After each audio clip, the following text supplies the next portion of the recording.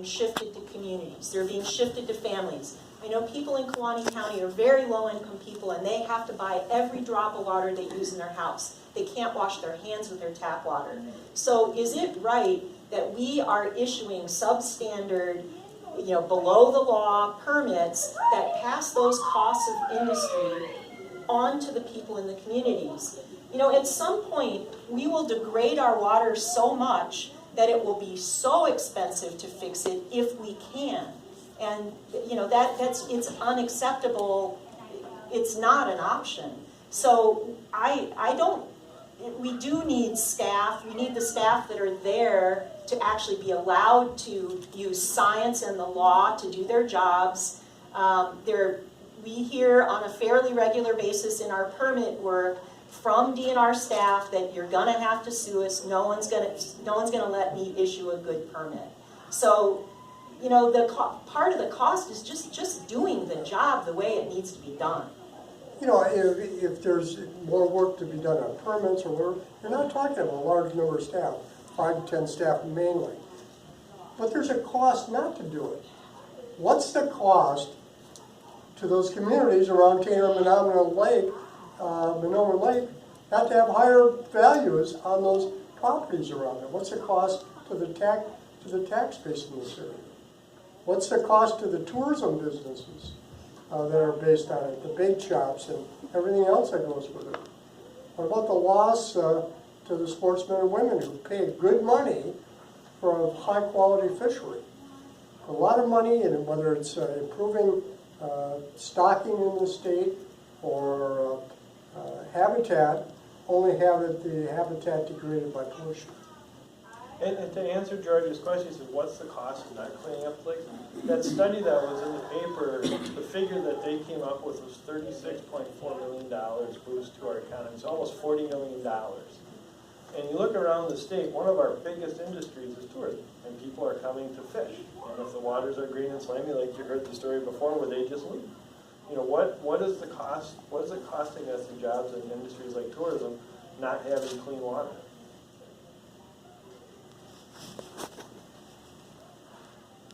And one thing that's important to remember, environmental standards are public health standards. There are years and years and years of peer-reviewed studies to see how many pollutants can be in our water before they make us sick. We're seeing people all over the state that are getting sick, that are worried for their families. People who live on these green, slimy waters, and Castle Rock and Petenwell, they're people who, literally get sick, headaches, vomiting from going out on the wrong day. So what are those costs? And I'll tell you one cost that to all of us that is really concerning to me and that I resent is that we had one of the best science agencies in the country. That's a resource to all of us. I have to buy science. Citizens have to buy science just to make comments, just to know what's going on. That's a very valuable resource for our state, for all of us, and it's just being kind of petulantly, piddled away, and that is not acceptable. That's a resource we've built over time, and it's ours. So I keep bringing up science, and I was wondering. Questions from the audience? Sorry, I jumped in. That's all right. Obviously, Maybe we should make sure that media, if everybody's done. Everybody done media? Okay, go ahead. We'll take bringing up 2 or 3 more. We questions still about- have a tour to go on, so go ahead. Bringing up questions about science. Present administration, the budget eliminated the scientific staff. And the galling part about this, it was not funded through taxpayer dollars. This scientific staff, how important would it be in the near future, correcting some of our problems? Oh, it's critical, and George, I'm sure you can speak to this, that these are people who know Wisconsin like the back of their hands, and they look at the really deep issues, and we're a science-rich state. These are data sets that go on decades and decades. I know a person who just retired that was going to lose their job from as a scientist, who was told to take his database with him because no one was going to keep it up. And that's grassland birds. We have done a great job in this part of the state of slowing the decline of grassland birds through habitat protection and good management. Well, apparently we're not going to do that anymore. And, that ends up costing money in the long run. We do have a federal Endangered Species Act. Do we want every species in Wisconsin to be in a place of recovery? I don't think so. I don't know if you have anything to add to the science. No, and some of the staff were working on clean water issues, some excellent science that's been done to show how our waters get clean and how they can be cleaned up. Make it simpler and more cost effective for industry and landowners to find the best ways that they can do it efficiently to meet their standards. One of the most cost-effective investments of government in the history of organized government is water sanitation. It's a huge, I'm sorry, I'm not going to remember the statistics just directly, but it's not that long ago that we were all getting sick and dying from water quality issues. So when you go to clean up pollution as well, it costs 30 to 40 times more to clean up something afterwards than to prevent it in the first place. And it would be one thing if we're talking about legacy pollution, but that's not what we're talking about. We've been doing a good job in Wisconsin from the beginning of the Clean Water Act, so we can't afford, both ecologically, public health-wise, or economically, to go backwards and have to do that work again. We've learned those lessons. We don't need to go backwards. You had a question? I've been in on the talk about Red Cedar and the lakes for almost all the years I've lived in this community, since 1990 when I went on the county board, for one. And I know the complications involved, but what I haven't been hearing you tell me, what teeth does the EPA have to penalize Wisconsin for falling down on the job? To require them to meet the minimum standards of the law, and if they don't, this is not a forever delegation. The EPA delegated the authority to run the Clean Water Act in Wisconsin, and there's a memorandum of understanding, it's reflected in state law, that as long as the DNR meets those minimum standards of the law, they don't have to go over it, but they have to meet the minimum standards. That's the cost of keeping that program. So that's the worst case scenario would be that our Wisconsin DNR no longer runs the Clean Water Act in Wisconsin. Federal permits would get issued and they'd have to comply with the federal standards. And we would lose control of our water pollution abatement program in the state. Yeah, businesses needing to go to Chicago, small business, large, I don't think that's an answer the people of Wisconsin want. Yes, sir. My biggest concern is we have major groundwater problems in eastern Wisconsin and central Wisconsin. And in the northwestern Wisconsin, we're basically being ignored, but we're quietly contaminating our groundwater. And we have a single aquifer in much of northwestern Wisconsin, and once we've contaminated different areas, the water becomes unusable. And if we take steps now, we might not be in the crisis states that central and eastern Wisconsin are in.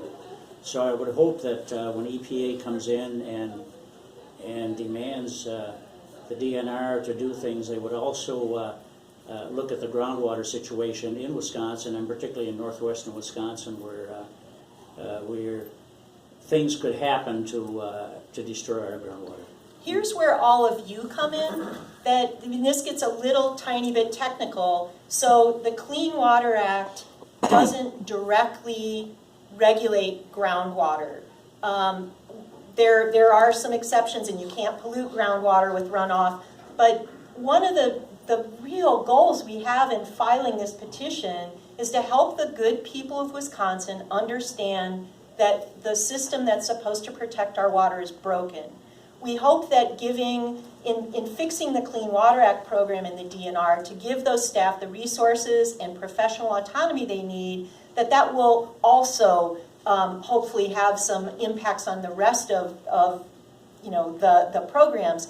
But I know most people assume that something as important as water, groundwater, drinking water, is protected by our state, and it isn't. So we need to know that, and we need to let elected officials at every level of government know that that's what we expect of them, and it won't happen without us. And frankly, the Clean Water Act is a direct result of 20 million people standing up on the first Earth Day, our own Gaylord Nelson. That's when all of these laws were passed, because all of us in the nation, we are motivated by responsibility and love for future generations. We can't be bought off with money. Ordinary people like us have always played a really important role in protecting our water and protecting our environment, and we're there again. So it really, I mean, one thing I could ask all of you to do was make sure your friends and neighbors understand that there's a program that's critical to our health today and our future tomorrow, and it's just not working. And that they, you know, people need to hear, their elected officials need to hear from them. I'm not so sure that most of our legislators understand the depth of this program. Secretary Stepp, in a joint finance committee meeting just a few months ago, was asked about this EPA letter and how the DNR was doing, and she's like, everything's fine. You know, they were little things, they're fixed. So I'm not sure, you know, we all need to have good information, and frankly, we all need to roll up our sleeves a bit and work for our water. And I think the fact that we're having this press conference here in Menomonie in western Wisconsin really is highlighting the fact that this is a statewide effort. You know, this just isn't another press conference on the Capitol steps. But the people, the petitioners like myself, we're from all over the state, and we know there's problems all over the state. And we have some really specific problems to this area, which groundwater is one, and the other is the algae bloom. And so we want to make sure we highlight that and something is done about it. And right this, as we're speaking, there's a very bad groundwater bill in the legislature. If you haven't called your elected officials, you know, call them and let them know that you expect them to protect the abundant clean water in this state, not make it a private property right, as this bill that's in the legislature would do. And this is, if I can remember back from my days in the Natural Resources Board, there was a Governor's Commission on groundwater. And after the Central Sands area, which was #1 on the list, the area around the Richmond was right up there toward being one of the next that would be impacted by both quality and quantity of groundwater. So it's close to home. We had the privilege of working with the Bad River Nation of Ojibwe on the Pinocchio Hills iron mine. And Chairman Wiggins said something that just really moved me. He said, we've already accepted that we've ruined our surface water. He goes, first of all, I don't accept that, and we can clean our waters. He goes, but what are they thinking? We can't ruin the groundwater too. What are they thinking? And I think a lot of people just don't get it, and it's up to all of us to try to help tell that story. You know, to help people understand that we don't have anywhere else to go. The water we have is the water we have forever. Okay, thank you very much. Thank you very much. Thank you.